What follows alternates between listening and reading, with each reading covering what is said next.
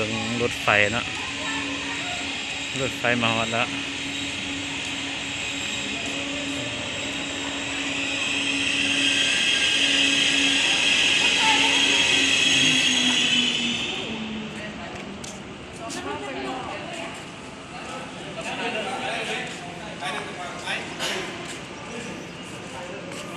เรามาเบิ่งรถไฟลาวจีนเนาะ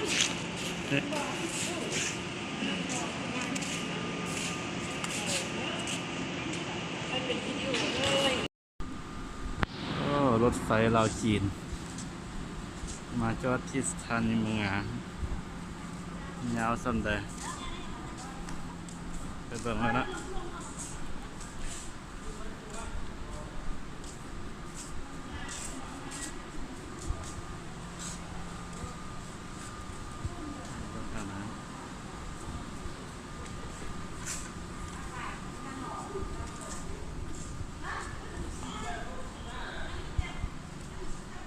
ความยาวของรถไฟลาวจีน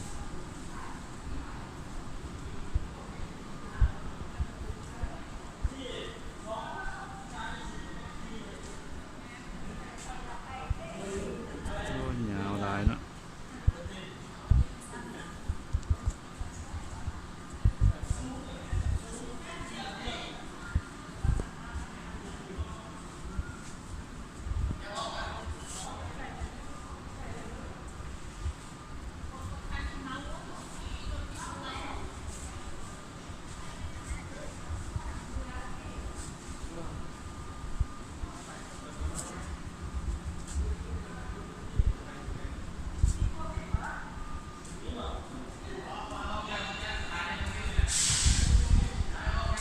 ความยาวเนาะสถานีรถไฟลาวจีน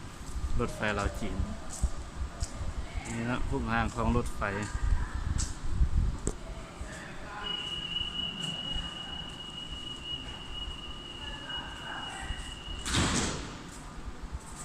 ยาวเหยียดสุดกระพุ้นเลยนะ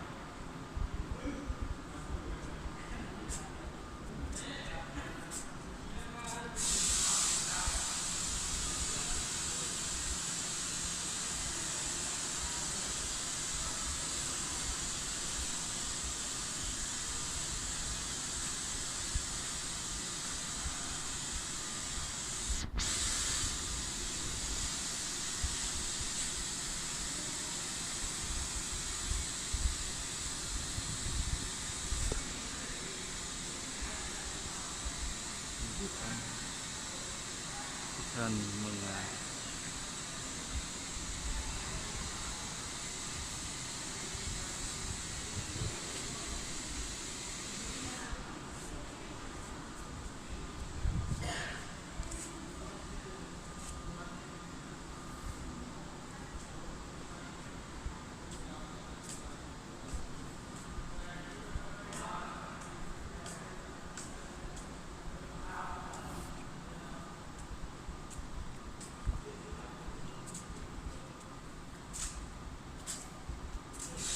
รถไฟขบวน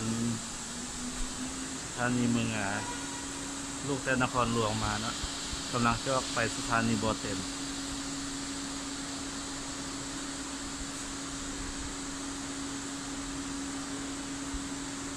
ออกไปแล้วเนาะ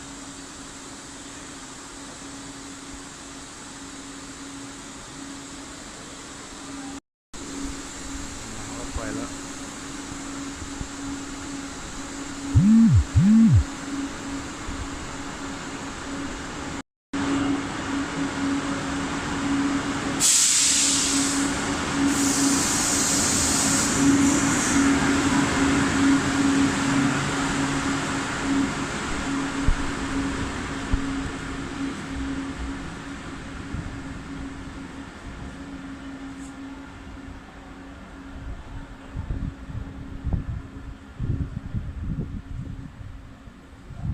ออกไปแล้วกำลังจะออกไปบ่อเต็ม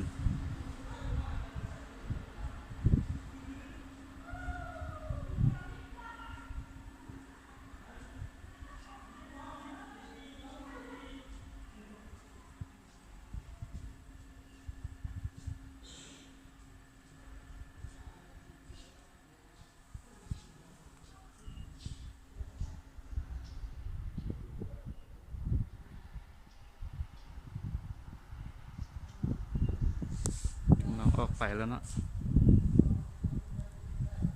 ขอจบคลิปเพียงเท่านี้เนาะขอขอบใจสำหรับการรับชม